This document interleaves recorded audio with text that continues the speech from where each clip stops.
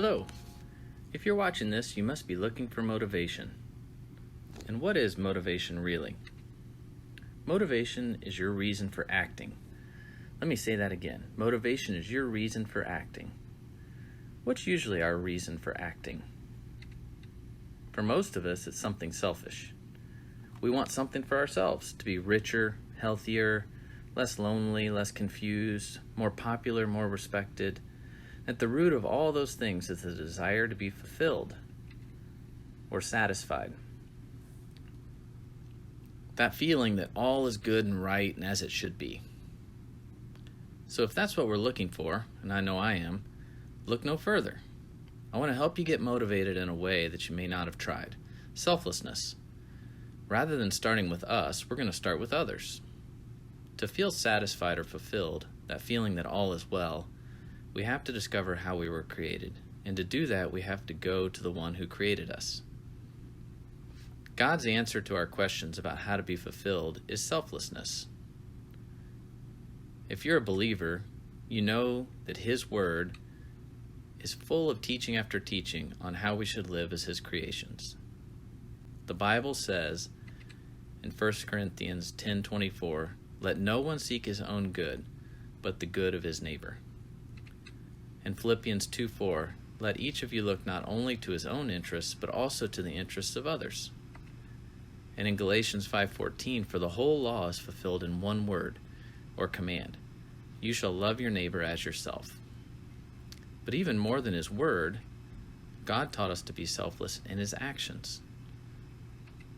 Philippians 2:8, "And being found in appearance as a man, He humbled Himself by becoming obedient to death, even death on a cross."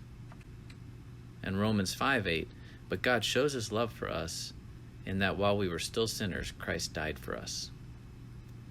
God made us to enjoy a relationship with Him and relationships with each other, and most of us waste far too much time thinking about ourselves, which leaves us empty.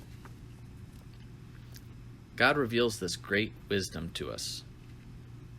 We find fulfillment not in self-serving actions, but in self-sacrificing ones. And that's not intuitive, which is why He's told us this time and time again. When we obey Him and help others, we become more than clay. We become what He's made us to be. So here are a few practical things you can do to practice selflessness. Are you ready? First, make a list of 7 people God has put in your life and pray for a different one each day of the week. Send them a text or somehow let them know that you did that. And don't say that you're thinking about them. Tell them you're praying for them. If there's a child in your life, make a plan to be a consistent influence on them. If you live apart, make a schedule to write, call, or visit. If you live near or with, make a schedule to spend time together every week doing something you both enjoy. No matter what you do or where you are, make sure they know about your relationship with God. Children need that example. Take a walk with the intention of meeting a neighbor for the first time or catching up with one that you already know. Talk about more than the weather. Get to know them. Find out how to help them.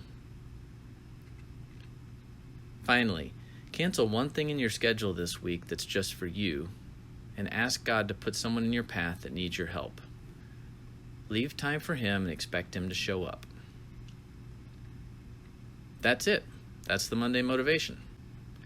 Make this a good week for someone else, and I promise it'll be a good week for you.